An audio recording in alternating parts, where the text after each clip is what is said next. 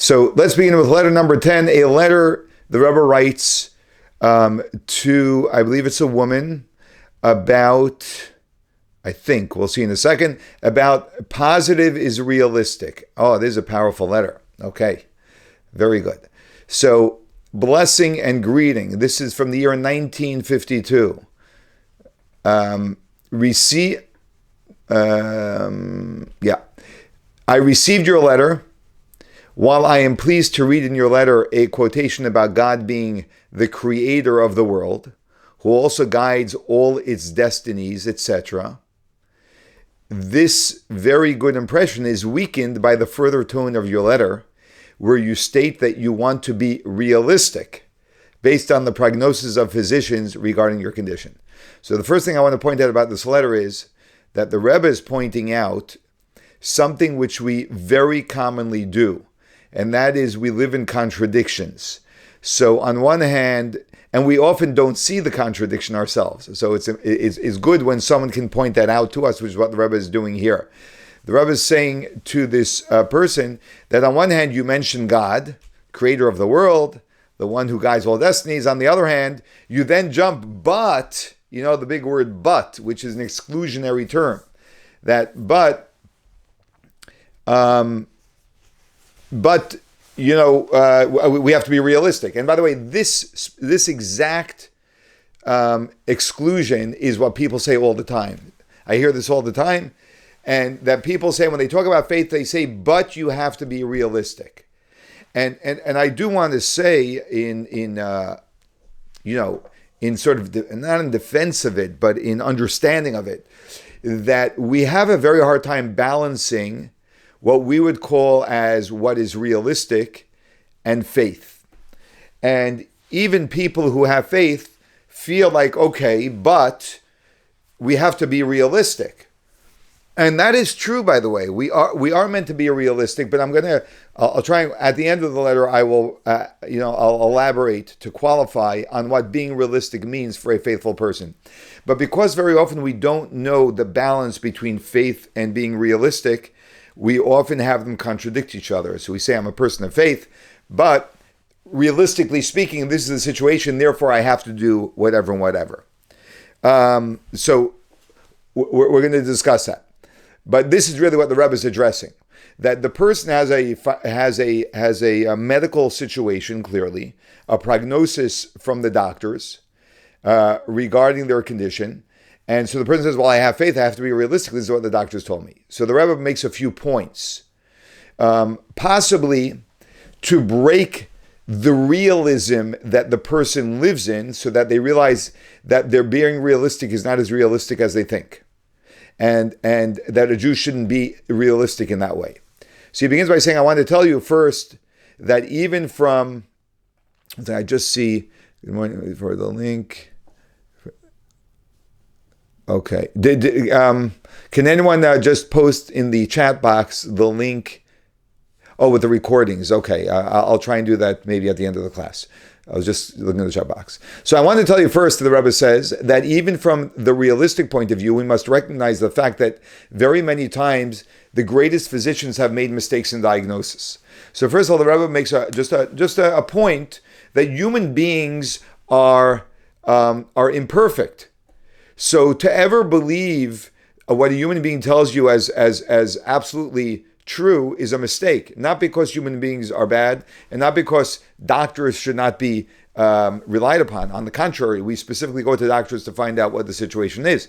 But we also have to know that there is room for error in all human activity, and therefore they made a diagnosis. Don't live in that as an absolute truth. That's the first thing. So is it realistic? We'll say it's guiding information. It's not fact. It's just guiding information. Doctors can only tell us as much as they can possibly assess, but they can't tell us absolutely 100% factually. That's important to know. Moreover, in recent times, we see new discoveries are made daily in the medical field with new wonder drugs and methods, which have revolutionized medical treatment. The other thing the Rebbe says is that new medicine is being discovered all the time, and there may be a drug that's going to be discovered that will deal with your medicine. And if we believe in God, God may bring that drug to fruition, and then everything will be fine. So just to believe that I'm confined to the prognosis of the doctor would just not be including all possibilities. It actually would be some level of faith in and of itself that the prognosis of the doctor is an absolute truth. And that would be a mistake. By the way, I'll share with you that when this must have been maybe 24 years ago, or 23, 24, 25 years ago, a rabbi from a different denomination, befriended us, Rosie and myself, and we had, we developed a nice friendship, and this person was diagnosed with a terrible disease that was life-threatening. When they got that prognosis, it was terrifying. We'll just say that. It was terrifying, right? And in fact, this person who, did certain spiritual things that otherwise from his own, from his own understanding of Judaism would not have done. He did some very spiritual things, including coming to the oil and immersing in the mikveh before going to the oil and other things, whatever they may be. And lo and behold, there was a trial drug that was out for this illness, and the person has been taking it since then and is doing totally fine. That's exactly what the Rebbe is talking about. Now, most people will say, oh, he was lucky. No, he wasn't lucky. He wasn't lucky. God took care of him. That's not luck. And God takes care of all of us. So it's not losing. What the Rebbe is basically telling her is just because the doctor gave you a prognosis doesn't mean that it's a hopeless situation. That's number one. Secondly, and it's not hopeless because A, doctors don't always have the right prognosis. Not that, that doctors don't do a good job, right? It's just they can only offer what they can offer. And B, that there are other outside interventions that can show up. Then secondly, observing life in general, we see so many things that are strange and unbelievable, that to be truly realistic, one cannot consider anything as impossible. I want you to hear this because this is can change the way you see everything. And it's really a continuation of point number one. When we observe life, there are so many things that every one of us, if we're open to, some people don't see these things because their eyes are so wide shut but that we see so many things that are shocking, that are shocking and surprising. Like, how did that happen? Right? That we should go through life. Our realistic approach in life should be that anything is possible. The Rebbe says here that we should not consider anything to be impossible, which means we should consider everything to be possible, which is a very powerful way of living. The one thing I was going to say earlier is that, when the Rebbe says that a doctor gave a prognosis, right? And the doctor may himself say that we don't have any drugs for it, right? Okay. I mean, tomorrow there may be a new drug that comes on the market. There may be a trial drug, whatever it may be, right? But there's a way of going through life, which is the way the Rebbe went through life and taught us to go through life. And I had a thought today. I was preparing that the Rebbe the Rebbe as in. Well, I'm going to say this, even though it does not in any way capture the Rebbe's being in entirety, but one small aspect, one small amazing aspect of the Rebbe was that the Rebbe was a brilliant human being. So just on a human level, the Rebbe had a level of brilliance that surpassed possibly anyone that was living, or almost anyone that was living in his time. He was just a brilliant person. Anyone who is the greatest of Torah scholars knew that if you needed an answer to a question, you go to the Rebbe. But it wasn't only in Torah scholarship. The Rebbe studied science as well. Many other things. But the main point is the Rebbe had brilliance, right? It's very, and I'm emphasizing that to say that beyond the Rebbe's brilliance was an attitude he brought to his thinking. And this we can all bring to our thinking as well. You don't have to be brilliant. So the thought that I'm sharing with you is that there's brilliance in and of itself, but there's something else that will magnify the brilliance 100-fold, and that is that nothing is impossible. So any one of us that approaches everything in life as it's not impossible, like when we have a problem, right? There are certain people, you may know some people, you may be such a person, which is a huge blessing, that always knows there is a solution, I just have to find it. Anyone who approaches problems that way solves far more issues in their life than the common person does. Because the common person just says, throw their hands up, they give up, before they even start. And that's the point the Rebbe is making over here. And the Rebbe is also trying to show evidence to it, that if you just look at life as you know it, and things that have happened around you, you're going to see that things happen that are shocking, right? And that should remind you, nothing is impossible.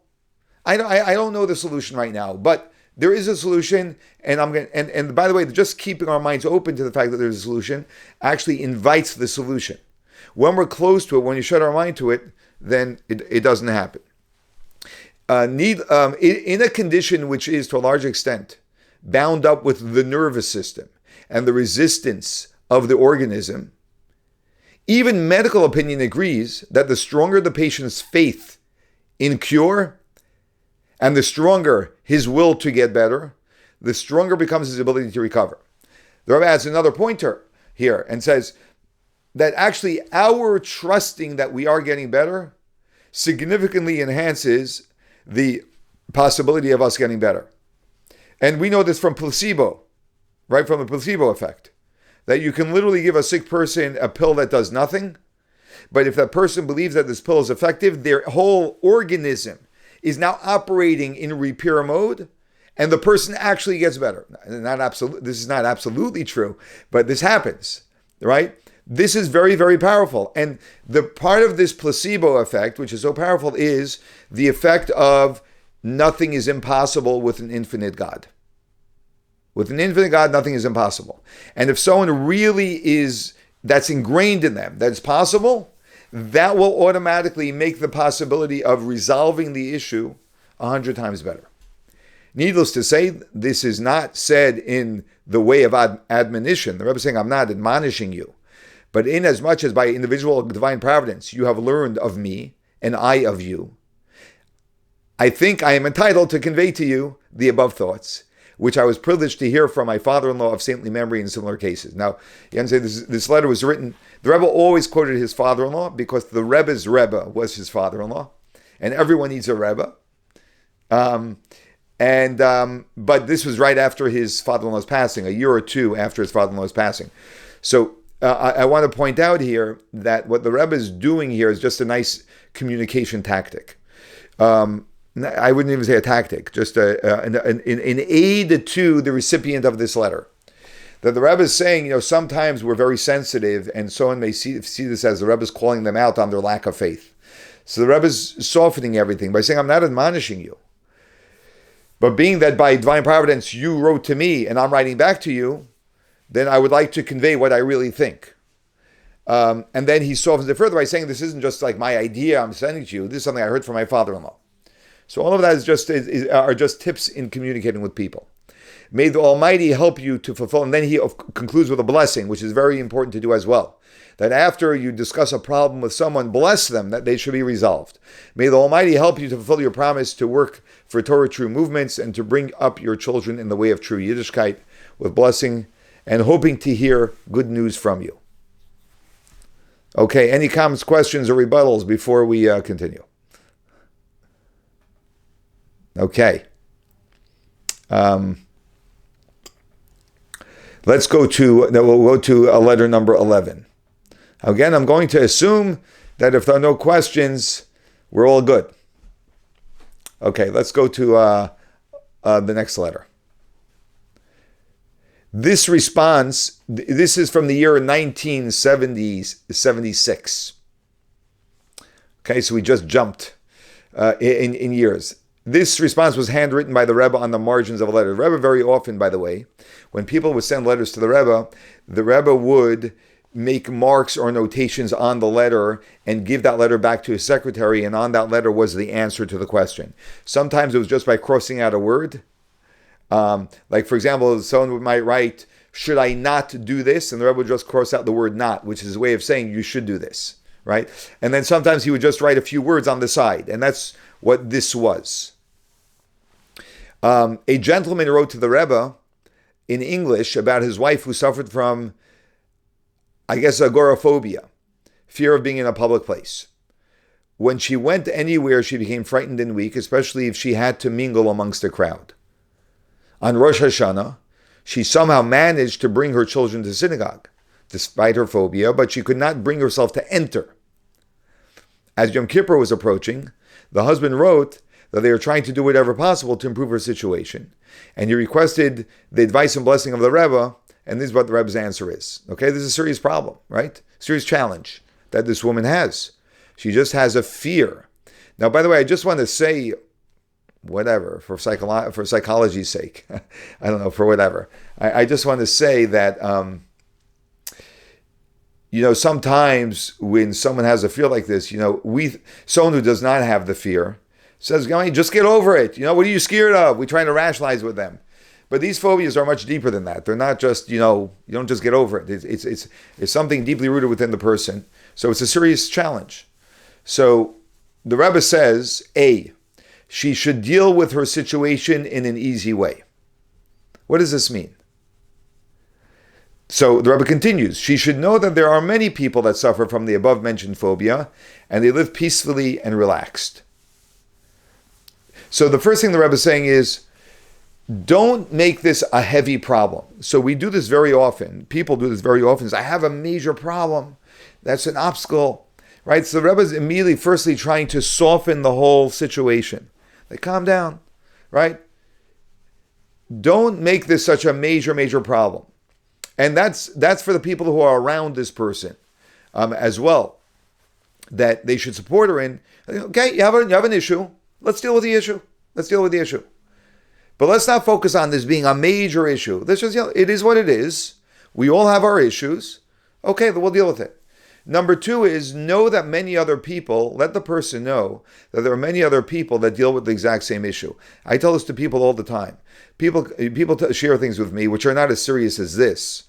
But there are often things that I know a lot of people deal with, and I heard it from a lot of people. And the first thing I let them know is, a lot of people deal with this. This is not unique. That immediately already makes it easier for someone to carry and deal with, because they know that it's not like I'm not some strange oddball that has some weird some situation that 1 out of 20 million people have. It's like a relatively common thing. And then the Rebbe writes, when she needs some advice, some guidance, when she needs to enter a hall to the synagogue on Yom Kippur and the like, if she can do it easily, she should do so. If she can go in easily, do it. But if not, she shouldn't fight herself or force herself whatsoever to do so. Now, this piece of advice is repeated advice the Rebbe gave to many, many people about many types of issues in how to deal with your issues. And that is, don't fight your issues. Don't fight your challenges. I'm going to explain this in a minute. And it goes back to the title of this letter of remove your mind from it. Okay, we call it in the Hebrew, there's a statement in the Hebrew called Hesach Hadas. The Rebbe had a very strong perspective on this, which a lot of people don't appreciate, but it's very, very powerful perspective. Rather, the Rebbe continues, she should pray at home during the time the community is praying. That's just a religious thing, that if you're praying at home, it's best to pray at home at the same time that the synagogue is praying. And there's no need to panic about this. And don't panic. Keep it calm. It's not a major crisis. It's okay. It's okay. God gave you a challenge. You haven't yet figured out how to overcome the challenge. And you're dealing with it in the best way possible. All good, right? But don't fight it. Don't force yourself. And the people around her shouldn't force her. No, push yourself. Go and do it. We're going to go to number two, and then I'm going to elaborate. She should be more scrupulous with her observance than she was until now. That means she should be much more careful in her observance of mitzvos. And consequently, her faith in God will also be strengthened. And through her being more scrupulous, more careful, and particular in her observance of mitzvahs, her faith in God will be strengthened. And faith in God, this will decrease her worries, because God is guarding her. She'll feel the presence of God more, which will make her feel more safe and less of phobia, including the above-mentioned phobia. I will mention this at the resting place of the previous Rebbe. Okay, so there are two very, very powerful things that the Rebbe is saying to her here. Number one is that when we fight a problem, what do? We strengthen the problem, ironically. There are certain people like in personality. If you get tough with them, you awaken the tiger, the lion within them, and then then you awakened a much bigger problem than you had at the outset. There is the hyper focus on problems, on issues, actually makes the issue a bigger issue. And that is because we are announcing the issue. We are announcing it. So the Rebbe was a very big believer in Hesech Hadas, remove your mind from the problem. I will tell you that I know also people who have overcome some significant OCD behaviors only one way. They've tried all different types of therapies, and the only way they overcame the OCD behavior was when they removed their mind from the problem. They just began to accept that, I have this thing and I do this behavior and it is what it is, and I'm not going to sit here and be obsessed over it and try and get rid of it. And by removing their mind from it, they were actually able to stop that behavior. That is the point that the Rebbe is saying.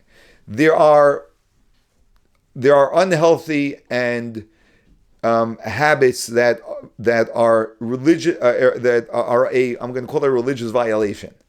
Okay, are not aligned with the will of God, where God tells us don't do certain things, and there are certain behaviors which I'm not going to spell out, but that many I would say most people struggle with. Okay, and the Rebbe's advice when people would ask the Rebbe what to do about it, right? The Rebbe's advice was remove your mind from it.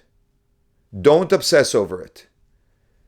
It's a challenge you have. Try not to think about it and just involve yourself in good things. That was the Rebbe's guidance. And this is aligned also with the second point. The second point is that we have to understand that I use chiropractics always as an example, even though I don't think I was ever by a chiropractor. Maybe I was once. I don't think I was ever by a chiropractor. So it has nothing to do with advocating for or against. I'm just using it because it's a great analogy. When the entire body is aligned, then the body functions well. When a person the more a person's life is aligned with God, the more they will be emotionally, spiritually healthy. So the Rebbe always says that you should strengthen your observance of the commandments, strengthen your purpose, your spiritual purpose, having been put in this world, and that automatically makes the rest of the organism healthy. Why? Because when we do things that we're supposed to do, there's a whole bunch of secondary benefits that we don't even realize that we get from doing these things. When we just by listening to, by observing mitzvos, we are aligning ourselves more with God. We are becoming more consciously connected to God. We are becoming more aware of the presence of God in our life, and all of that dispels all of these types of issues. So the Rebbe includes that as well. It's not. I want to be clear about something also, which is really amazing about the Rebbe. The Rebbe is not using her problem as a way to coerce her to be more observant. The Rebbe is telling her that being more observant is the solution to the problem, was a part of the solution to the problem. That's what the Rebbe is saying. The Rebbe never takes advantage of a person for his own agenda. The Rebbe's agenda is one thing. You know what the Rebbe's agenda was? The person. It so happens that the very best thing for the person is to live up to their being a Jew. Okay, that concludes this letter. We're good?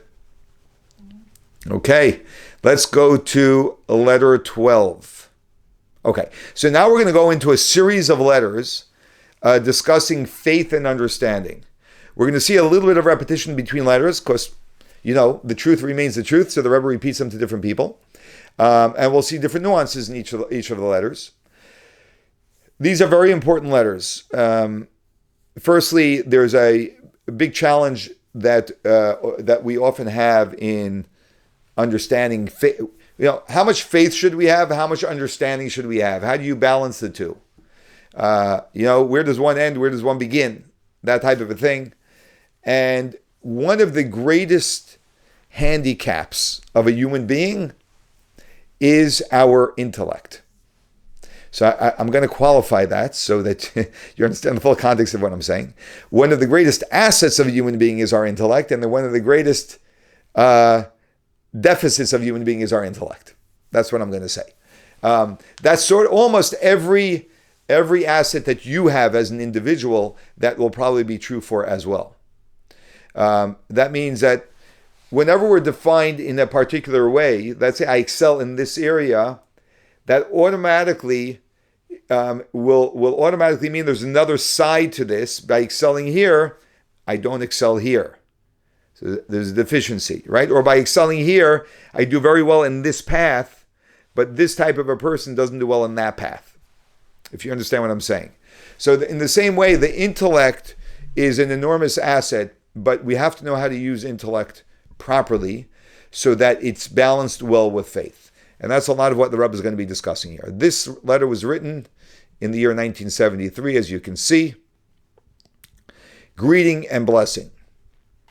I was pleased to receive your letter on the 18th of Tammuz, following our conversation when you visited here. May God grant that just as your letter included good news, so you should be able to continue reporting good news in the same vein and in a growing measure. You mentioned that you had some questions and doubts, etc. Of course, one must not feel any shame in asking clarification, and certainly should not keep any doubts within oneself, but seek answers. It could be that the person was apologetic about their questions, so the Rebbe is saying there's no reason to be apologetic. However, there is only one condition. The Rebbe says, however, there is one condition. We can ask all the questions we want, and we should ask all the questions we want, right? But there's one condition.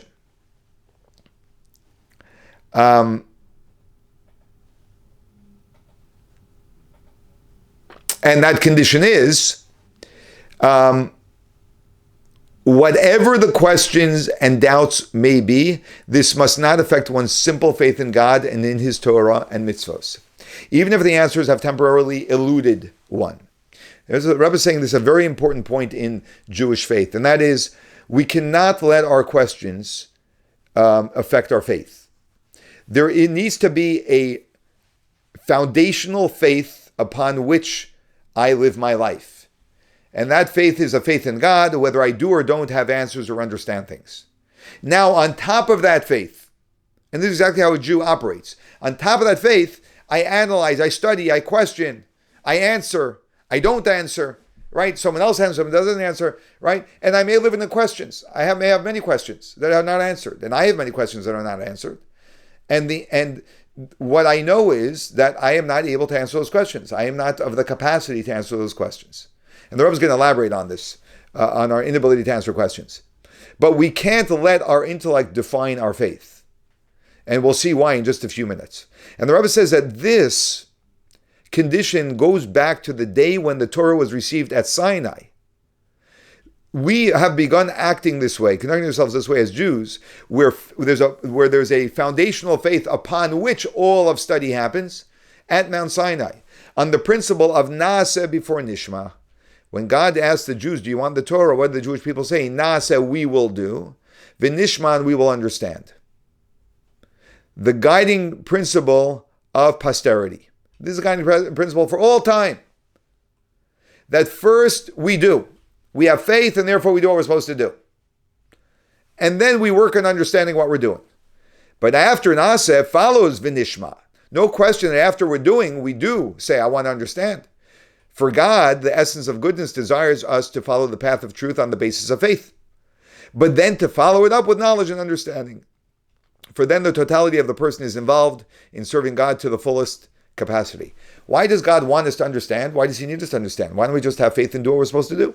Because God wants the entire being to be in service of God. And part of the being of a human being, one of the most significant aspects of a human being is our understanding. So our understanding also has to be a part of service of God. And therefore we have to understand as much as we can possibly understand. True, our understanding is limited, but we have to understand to the fullest ability that we have. That's why it's important to God that we understand. Otherwise, our intellect is not in service to God. And God wants the entirety of us to be in service to Him. However, next paragraph, however, one must always bear in mind the limitations of the human intellect in general. Now the Rebbe is getting to a very important point that he repeats probably maybe hundreds, if not thousands of times to people. We have to understand that human intellect is limited. And I'm going to say that human intellect is unbelievably limited. We know so little of anything. And the example I always use is, we don't even know 1% of the human mind, of how the human mind works.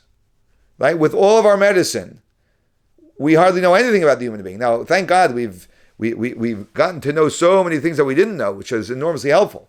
But in the larger scheme of things, we still know almost nothing. And particularly, the Rebbe says, in relation to the area of godliness, which is essentially beyond human comprehension. And if you're going to talk about understanding God, God is infinite, and our minds are finite. There's no possible way we can come close to understanding God. We can understand aspects of God as we do, but we have to understand that that is so limited as well. By way of analogy, even within the realm of human intellectual achievement, a small child cannot possibly comprehend an advanced mathematical or scientific formula conceived of by a great professor, though the latter was a small child at one time, and the former could one day surpass even the mind of the professor. This is an analogy the Rebbe uses repeatedly. He says like this, and sometimes I think he may even use the exact example I'm using, right? You take a 3-year-old child cannot understand what the greatest scientist of the day can understand, right? Now, it's possible that, now we know that the professor was once a 3-year-old who didn't understand either. And it's also possible that this 3-year-old will one day surpass this scientist in his brilliance.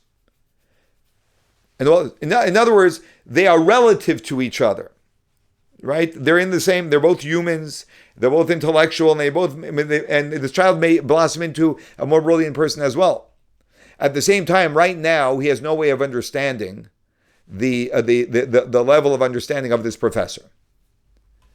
So if we can acknowledge that, listen, you just can't understand it now. Like parents will always say, when you'll get older, you'll understand. But it is quite different in the relation between the human and the divine mind, where the difference is not in degree, but in kind. The Rebbe says, now compare a human understanding, even the most brilliant, to God. Right? We're not now talking about a difference in degree of understanding, which is the way it would be between a 3-year-old and a brilliant professor. That 3-year-old only has intellect to this degree, and the scientist has it to this degree. But when we're talking about God's understanding, so to speak, and our understanding, we're not talking about difference in degree, we're talking about the difference in kind. God's understanding is a whole different type of understanding than we can possibly understand. It's infinite understanding between a created being and the creator. Therefore, the Torah and mitzvos, God's wisdom and will, can at best be comprehended only in a limited way. All that we understand, even the divine wisdom that God gives us, which is the Torah and the mitzvos, we also only understand in a very limited fashion. To the extent of a person's capacity, he's welcome to inquire and probe, but as above, without losing sight of the basic condition. So what do? We probe, we try and understand, we inquire. Why is it this way, etc. But it can never be, our intellect can never be the basis of our faith. Because if our faith is dependent on what we understand, that's so short-sighted, because there's so little that we understand. To be profound, faithful people, we put our faith in God, in the infinite, and we just go with that. And on top of that, we try and understand as much as we can. What has been said above is especially pertinent in the present 3 weeks. So you may know that during the summer months, we have a period called the 3 weeks, which is a period of mourning, the destruction of the 2 temples. And the Rebbe says this is especially pertinent now, commemorating the destruction of the Beis HaMikdash in our exile. For as we say in our prayer, because of our sins we have been exiled from our land. Hence, every one of us must do our utmost to rectify and reverse the cause of our not having our holy temple by studying more Torah and doing more mitzvos and spreading them throughout the environment, and thus hasten the reversal of the effect and the fulfillment of the divine prophecy that these days shall be converted into days of joy and gladness with our true and complete geula, that's with our true and complete redemption through Mashiach's, our righteous Mashiach. Now, this is the Rebbe is saying, and it's very important now, because now we have to know that the reason why we are in exile and we don't have our temple is because of sins that we have done, not being aligned with God. And therefore, that tells us we have to do everything we can that God commands us to do. And that we do, we must be committed to, regardless of what we understand. And the Rebbe concludes by saying, and closes a copy of a general message which I trust will interest both of you. For as mentioned during our conversation, Mrs. So-and-so has also an important part to play in spreading the fountains of Torah and mitzvahs among her friends and in her circles. You see, the Rebbe is doing what he always did. He's encouraging them to encourage others. In addition to the essential thing, this is also the way to widen the channels to receive God's blessing in all needs, material and spiritually. If you want to know how to widen your channels of blessing, influence other Jews towards God. That's, I think we can all hear that calling. So when you invite your friend to take this class or some other class, you're doing a tremendous thing, in addition to opening channels of blessing for yourself. May you have both the hatzlacha in this. May you both have hatzlacha in this. May you both have success in this and enjoy it in good health with gladness of heart. We're good, everyone? Okay. Rabbi, yes. Everything that makes total sense, and I understand, but at the same time, it's still when it comes to when you're not born into faith, when you're not born into understanding, knowing the mitzvahs, right? And Yeah. you kind of backwards, right? You start with studying first. You start using your intellect. Yeah. And you learn, and the mitzvahs, and you really learn the faith. Are you born with the faith? Are you able to really reach the high level of faith when a person does it through intellectually first, really? Right. So I want you to know that you exercise way more faith than you're acknowledging right now in your approach to Judaism. If some of your friends were to come to you and ask you why you're doing certain things, you're not going to have the most profound intellectual justification for it. But there is an enormous faith that you have, and that's what drives you to do a lot of what you do, and it's a large part of everything that you do. So number one. So just know, and if you disagree with what I'm saying, I would love to hear, but know that you have an enormous amount of faith as a part of everything that you're doing, which sometimes you just overlook because we are intellectual beings and we often think we're justifying everything intellectually, but really there's an enormous amount of faith that's at play. Number one. Number two also is that there always focus on your assets. Let me explain what I mean. The reason why I was raised religious and you were not is for only one reason. Because God put my soul in an environment that I should be raised religiously. That's what He wanted for me.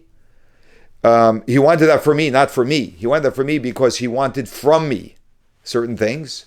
And He put you in a position to be raised not religious.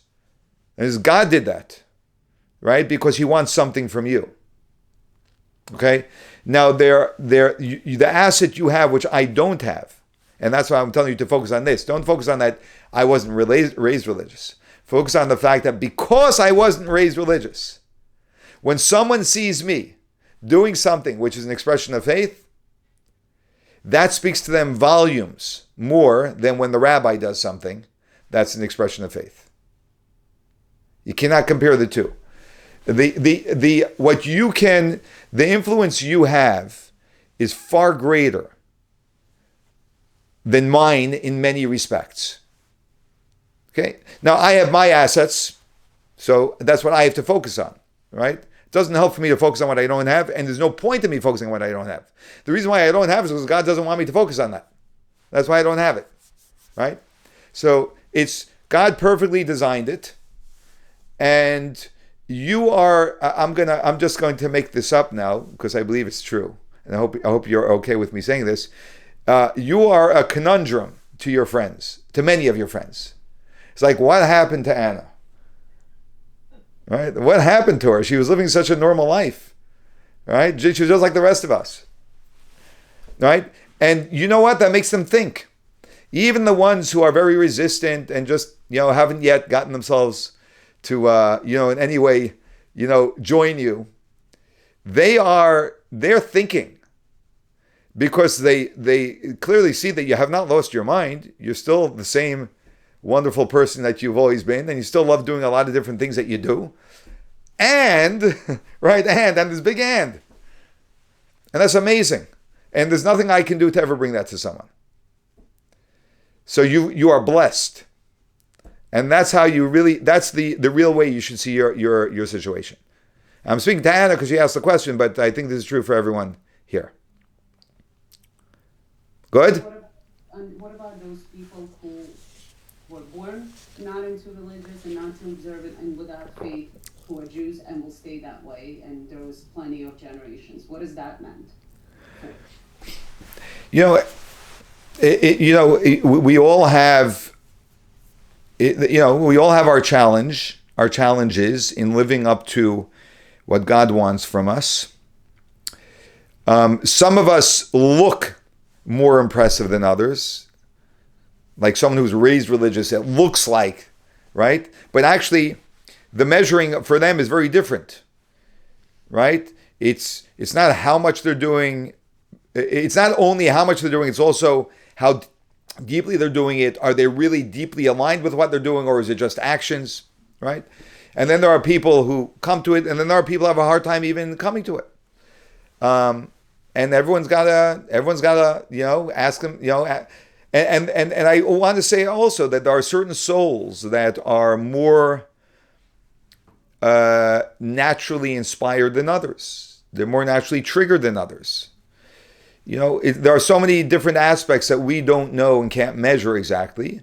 And it's just that, that's their life and that's their challenge. And we do our best to support them. And what will be whatever they decide. And we never, we don't stand in judgment of them. Again,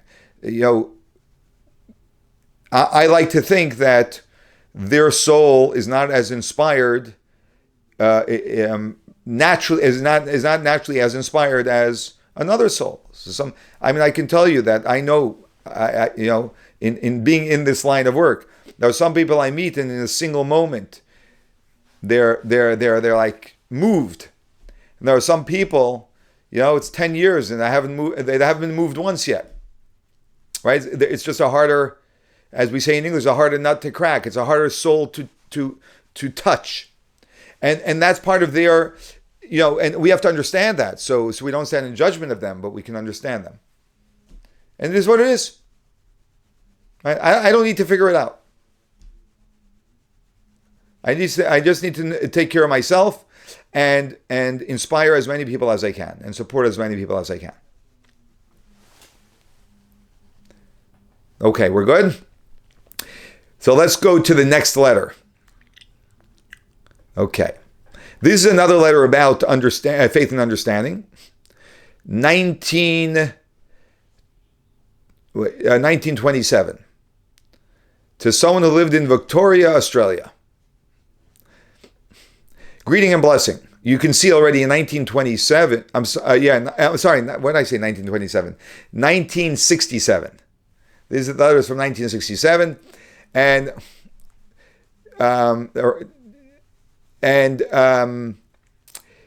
you see already, in 1967, the Rebbe is writing letters all around the world. Greeting and blessing. I duly received your letter in which you write about various things which you do not understand, such as the suffering of your father. Judging by your letter, it is surely unnecessary to emphasize to you at length the obvious idea, namely that it is certainly not surprising that a human being does not understand the ways of God. What does the Rebbe come to? Always comes to this point. A human cannot understand God, and that has to be basic to us. To think otherwise is to live in delusion. So to think that I'm going to understand why God does something is a ridiculous notion. Now, I want to say that our mind, which behaves as an animal of its own, will always try and understand. So anything it sees, it tries to grasp in its model, which is the model of comprehension, of understanding. So our mind always goes to understanding, and we struggle because our mind is not understanding. And then we have to remind ourselves that I hardly understand anything, and surely I can't understand God. For a created being, for a created and finite being, surely cannot understand the infinite. The opposite would rather be surprising. It would be shocking if a human being could understand God. And it is only due to God's infinite kindness that he has revealed to man certain aspects of his divine providence. And we have to realize that God had to filter infinite presence to a very limited space, to finite, which is basically going from one reality to another. Taking God's reality and making it make sense in a reality that is entirely different than God, which is finite, so that we can understand some things. So anything we do understand is a tremendous gift from God that we can actually understand it. So that's the point number one the Rebbe always makes. And then the Rebbe uses an analogy. There's a simple illustration. And here we have a few more analogies. It would surely not be surprising that a 5-year-old could not understand the conduct of a great scientist. This is what we had in the previous letter. Even though the scientist was at one time a 5-year-old boy. And the present 5-year-old boy may grow up and become an even greater scientist. Same point. In other words, the 5-year-old boy is potentially in possession of all of the qualities of the mature scientist. Here the Rebbe elaborates on this a little bit more. Because this 5-year-old has, in potential, it just hasn't been actualized yet, all of the qualities of the mature scientist, and yet it would not be surprising that the 5-year-old cannot understand the great scientist. But a created human being has nothing in common with the Creator. A human being does not have in potential, in possession, all the qualities of God. We're very limited. A created being has nothing in common with the Creator insofar as intelligence and capacities are concerned. It is only that because of God's kindness that certain aspects of God's providence have been revealed to man, including also the question of suffering, where we can use a similar analogy. So he's going to show in God's kindness, God gave us some understanding about suffering. Okay, some understanding. I'm going to tell you this is very limited understanding, but it gives us a great opportunity to frame suffering. When a young child is told to sit down and learn the ABC and do homework, this deprives him of going out into the fresh air. Sometimes it interferes with having his meal on time, and might also curtail his sleeping hours. The child, while complying with these instructions, is not doing so because he realizes their wisdom, but because he has no choice in the matter, since he is compelled by his father or mother or teacher to do this. So, from the child's perspective, leave me alone. I want to have fun. I want to go out and play. I want to eat. I want to sleep, whatever it is. Right? And the parents will say, oh, you need this for whatever. The child doesn't understand the needing of it. He just understands he doesn't want to be here, but he has to. This is not the case where his freedom is curbed so that he would not go about breaking windows and the like. When his freedom is being curbed so he shouldn't do negative things, that's a different scenario. Insofar as the child is concerned, it is for him true suffering to be deprived of fresh air or rest, which by common consent are considered good things. In other words, if you tell a child, if you restrain a child because they're going to break something, they understand why they're being restrained. But when you restrain a child for something that they don't appreciate, they don't understand it. And they will even say, you're mean. They'll even say that you're crazy. What are you doing? Whatever. Right? To them, it is real suffering. Nevertheless, of what consideration is a child's temporary suffering, even though it extends for days or months, say even years, by comparison with the good which he will enjoy thereby for the rest of his life? Right? But the parent knows that the benefit the child is getting is a lifelong benefit. So while the child's kicking and screaming and saying and suffering, quote unquote suffering, you cannot compare the temporary suffering to the benefits he's going to get. As we say as parents sometimes, one day you're going to thank me. When that day is, no one knows, but one day they'll thank us. A further point to remember is this: when a person who has been ill, so you understand that you can see where the Rebbe is going with this. The Rebbe is saying that there are things that we go through in this world which are real suffering. And we know real suffering is horrific.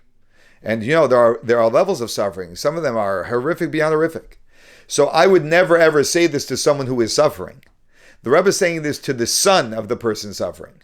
The one who's suffering is in such a difficult situation, either they know this on their own and accept it, or just leave it and just support them, hug them and support them emotionally. You don't give this speech to someone who's suffering, because our suffering is so strong sometimes. And even if it's a minor suffering, sometimes the suffering dominates us to the extent that we can't hear anything. But a further point to remember is this: when a person who has been ill succumbs to his illness, it is clear to every normal person that the illness could affect only the physical body. The Rebbe is making another point here. When someone is ill and succumbs to their illness, it only affects their body. Obviously, if there is something wrong, say with the blood of the patient, it cannot affect the patient's spiritual life and his everlasting soul. Physical maladies have no impact on the soul. In other words, it can impact the soul's ability to express itself, because the soul expresses itself through the body. But the soul in and of itself is 100% healthy, always. In other words, when a patient succumbs to an illness, this happens only because the union between the soul and the body has come to an end. But the soul is an everlasting one, and this is one of the basic foundations of our Jewish faith, as also all other faiths. So the Rebbe is encouraging him to realize, don't lose full perspective here. It is true that your father is physically suffering. Number one, know that there's no way for us to understand the purpose of someone suffering. We just can't. We're human beings. It's coming from the infinite God. We do have a context of suffering that is good on a human level, like when we restrain our children, right? So we do understand it, but we don't understand in this case why the suffering is good, and we probably never will, all right, in this lifetime. And then the Rebbe encourages further by saying, no, all of this is in the body. But the soul, which is who your father actually is 100% fine and intact. In Torah, it is frequently explained. This is all, by the way, just developing a perspective. And I want you to understand there are so many subtle benefits that we are gleaning from these letters that I'm not even, I may not even be focusing on. I may not even be conscious of myself.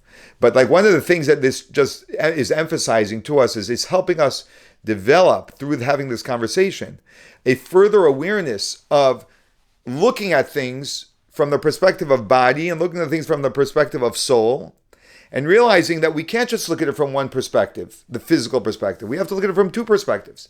And that changes and reshapes our entire perspective of this experience that we're looking at. Someone suffering, right? There are two dynamics here. There's the physical body and there's the soul, right? And that helps us begin to see this in a more nuanced way. Another point, in the Torah, it is frequently explained and emphasized that life on this earth is only a preparation for the future and everlasting life in the world to come. Meaning, this world is a very temporary period of time where a soul comes from heaven, is put into a body, lives a life of 120 years, and then leaves, right? So the 120-year existence is a very temporary period of time where it is enclosed in a body to accomplish certain things, and then the body dies and the soul continues in its existence. This perspective in and of itself is a very, very important perspective to always remember. So And what happens is the soul goes to the next world, which is a world of spirit, not a world of matter, where the soul sits in the bliss of spirituality, of divinity, or whatever it is. I don't want to get carried away with that aspect. So the Rebbe reminds this man of this. This is also taught in the well-known Mishnah of Pirkei Avos, which we read and study these weeks. There are weeks from after Pesach until Rosh Hashanah that we study ethics of our fathers every week on Shabbos. The Mishnah states the world is like a vestibule to the future world, that this physical world is like a hallway, an entryway to the future world. Prepare yourself in the vestibule so that you can enter the banquet hall. The Mishnah says, remember that this world is not where it's at. This world is just the vestibule. It's only the hallway. The banquet hall is the next world. So prepare yourself. What do you do when you come into a fancy wedding hall? Before you get into the main banquet room, right? You're in some smaller hallway. They have some mirrors. You look in. You make sure everything is in order. Everything looks good, right? That's what we're supposed to do in this world. We're supposed to make sure that we are aligning everything we can and accomplishing everything God put us in this world for, so that then the soul comes into the banquet hall. Now, when during the time one is in the vestibule, there has been a period of suffering, whereby there will be an infinite gain in the banquet hall, it will surely be worthwhile. The Rebbe is saying that there's some reason why God wants this soul, while it's in this body, to experience this suffering, which we don't understand. However, what we do know is that the benefit of the soul is going to experience because of the suffering, just like the child. The benefit that the soul is going to experience in the next world from the suffering is so enormous that it's actually worthwhile. Again, it's not something we ask for. It's not something we ask God to bring us suffering or anything like that ever. But once it's there, we can always remind ourselves that there's enormous benefit that comes from this. And here the Rebbe tries to explain this. It is impossible to describe the joys of the life of the soul in the world to come. The Rebbe is saying there's no way we as humans can even understand the enormous bliss that a soul has in the next world. For even in this world, while the soul is connected with the body, its life is on an infinitely higher plane. The soul is on an infinitely higher plane than what we experience. How much more so when the soul is no longer distracted by the body. Now imagine the soul not distracted by the body. And again, you have to think about these things a lot to realize how much the body impedes on our soul expressing itself. And when you experience a soul that's freely expressed, without being inhibited by a body, and in divine reality, like the Mishnah says, that a single moment of pleasure, okay, whatever that means in the next world is greater than the entire life of pleasure in this world. I mean, soul lives 120 years and has endless experiences of pleasure, which I trust all of us have had, many different moments of pleasure. If you add all of that pleasure up, it will not equal a single moment of pleasure that the soul has in the next world. So if you think about it all in that context, for even in this world, while the soul is connected with the body, its life is on an infinitely higher plane. How much more so when the soul is no longer distracted by the body? Compare the joy and excitement of a child when he receives a tasty candy with the joy of a very wise and learned scientist who succeeds in resolving an important scientific problem, right? Which pleasure is greater? Clearly, the pleasure of the scientist is far, far greater. Here again, as mentioned before, there is some connection between the child and the scientist, and everything is relative. But insofar as the life on this earth and the life of the soul in the future world are concerned, the differences are not of degree, but of kind. We're talking about two completely different experiences, and there is no common denominator between the two. At the same time, it should be remembered that the suffering in the vestibule, which is no more than a corridor to the banquet, is after all a temporary one, and gain is eternal. The Rebbe points out another thing is that the suffering is temporary. The gain is eternal.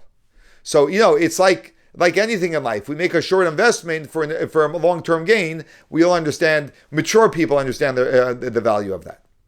Of course, you may ask why things are so conditioned that one must give up something in order to gain more. This would be the same as a child asking why he must give up his outdoor pleasures. But surely it is not in unkindness to the child to deprive him so, that even though that's a good question, we will still not say it's unkind to deprive your child of going outdoors in the place of doing homework. I trust that the above will suffice to answer your question. However, if you want to discuss it further, you could do so with Rabbi so-and-so, whom you mentioned in your letter. Okay, I think because it's already, I don't want to hold you. We're going to stop here, and we'll continue this letter next week. We're up to conduct unbecoming. Well, actually, it's an entirely different subject. It's a perfect place to stop. It's really interesting. So if we need a hook to get you back next week, this is a question about social dancing, which basically means dancing, men and women dancing together, which is going to challenge us in the way we know life. I understand that, but it will offer tremendous insight and help us become more honest in our own personal introspection. Okay, so you have something to look forward to next week. It's going to be a really exciting start to the class.